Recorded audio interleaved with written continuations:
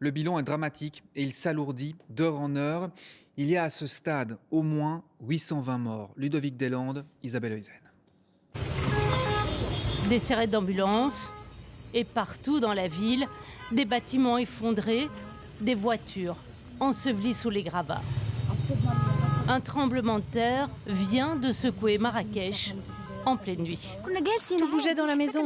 Nous ne savions pas ce qui se passait. Ma mère m'a dit, c'est un tremblement de terre. J'ai dit non, c'est pas possible. Après, on a quitté la maison. J'étais endormi. La première fois que j'ai senti un mouvement dans le lit, je n'y croyais pas. La deuxième fois, j'étais sûr que c'était un tremblement de terre. Et cela s'est répété 3 fois. Dieu merci, nous sommes vivants. Quitter les maisons pour se réfugier dans la rue. C'est ce que font de nombreux habitants. Ils ne savent pas ce que leur réserve ce tremblement de terre de magnitude 7, le plus puissant séisme jamais vécu par leur pays. On a senti la force et l'intensité de ce tremblement dans notre immeuble, presque 3 fois. Les gens sont sortis dans la rue, c'était la panique totale. Et il y a des familles qui dorment encore dehors, car nous avons eu très peur de la force de ce tremblement, comme si c'était un train qui passe à proximité de nos maisons. Marrakech, haut lieu touristique, n'est pas la seule ville touchée par le séisme. L'épicentre de ce tremblement de terre, c'est ici, à Iguil, à une 60aine de kilomètres de Marrakech. Autre ville particulièrement touchée, Chichaoua, où les blessés arrivent en nombre à l'hôpital. Quand j'ai entendu le tremblement de terre, j'ai couru dehors et un morceau de pierre m'est tombé sur la tête. Le nombre de victimes ne cesse d'augmenter d'heure en heure. Pour l'instant, on parle de 820 morts et de plus de 300 blessés.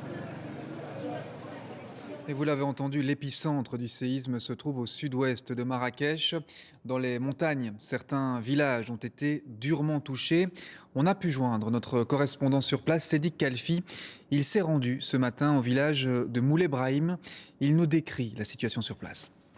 La terre a tremblé cette nuit à Marrakech, dans le Haut-Atlas, à quelques kilomètres de la ville ocre. Rares sont les villages qui tiennent encore debout, rares sont les villages qui ont été épargnés par ce séisme de magnitude 7 sur l'échelle de Richter. Les villages situés entre Moulay Ibrahim et Taloudat sont sinistrés, selon les témoignages que nous avons pu obtenir ce matin très tôt. Les villages d'Asni ou encore Wilgan sont quasiment entièrement détruits.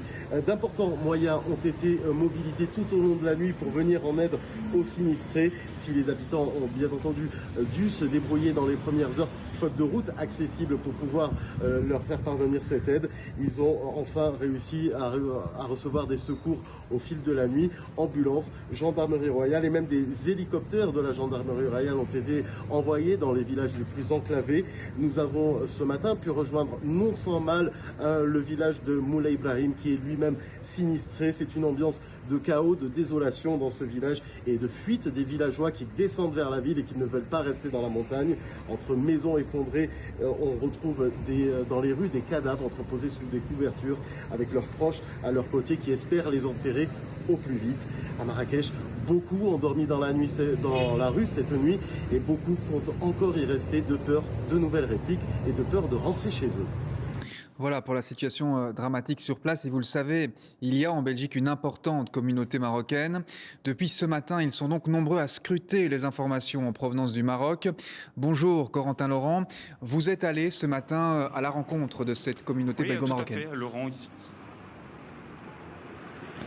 Oui, tout à fait, Laurent. Ici, on se trouve dans les rues d'Anderlecht. Ce matin, on s'est baladé aux alentours du marché des abattoirs, fréquenté par pas mal de belgo-marocains, ici à Bruxelles. Et certains d'entre eux l'ont appris en venant acheter leurs légumes ce matin sur le marché. Et bien, la réaction, c'est du choc, de la tristesse pour ce qui est arrivé la nuit dernière au Maroc. Puis dans les cafés, aux alentours du marché, eh bien, sur les terrasses, tout le monde est rivé sur son smartphone, rivé sur les réseaux sociaux à la recherche d'informations sur ce qui est arrivé aux personnes là-bas, leurs compatriotes là-bas. La plupart des personnes que l'on a rencontrées nous disent venir du nord du Maroc, plutôt de Casablanca ou de Rabat. C'est loin de l'impact du séisme. Ils n'ont donc pas de famille à Marrakech ou dans la zone d'impact du séisme, mais ils se disent tout de même concernés par ce qui est arrivé à leurs compatriotes et même prêts à se montrer solidaires. C'est le cas de ce boucher que l'on a rencontré ce matin. Comme vous savez, donc hier, il y avait un tremblement de terre au Maroc. Comme je suis marocain, c'est un peu triste pour nous. Il y a des gens comme moi. Jusqu'à aujourd'hui, j'entendais qu'il y a 600 en plus ou 700 morts. Il y a des blessures. Et voilà, c'est comme ça. Voilà pour cette interview réalisée par Corentin Laurent. Merci beaucoup Corentin. Et on le sait, le Maroc est une destination privilégiée des Belges.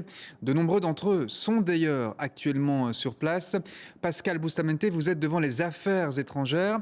A-t-on des nouvelles concernant les Belges qui sont là-bas au Maroc ?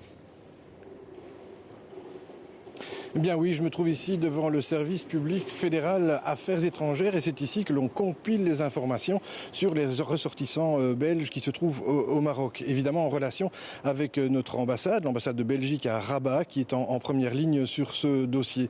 On m'a communiqué un chiffre, 630 ressortissants belges dans les environs touchés par le séisme. Cela comprend les personnes qui sont domiciliées sur place mais aussi les personnes qui se sont manifestées sur l'application Travelers Online.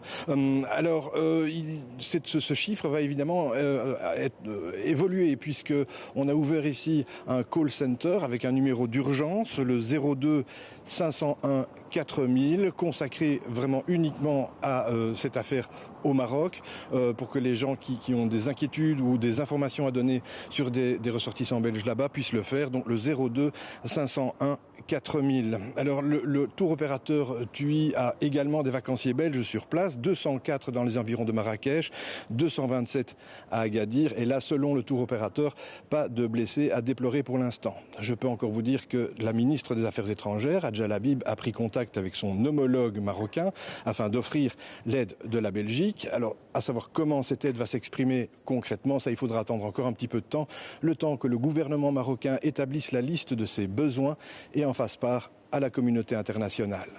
Oui, on suivra ça de près, évidemment, dans nos prochaines éditions. Merci beaucoup, Pascal Boustamente. Et notez que les déclarations internationales de soutien et de solidarité se multiplient depuis le séisme, notamment en provenance du G20 à New Delhi, où le Premier ministre indien Narendra Modi a adressé ce matin ses condoléances aux victimes du tremblement de terre. Un séisme sur lequel nous reviendrons, évidemment, dans nos prochaines éditions. Vous pouvez également consulter les informations qui tombent sur notre site internet rtdvf.be/info.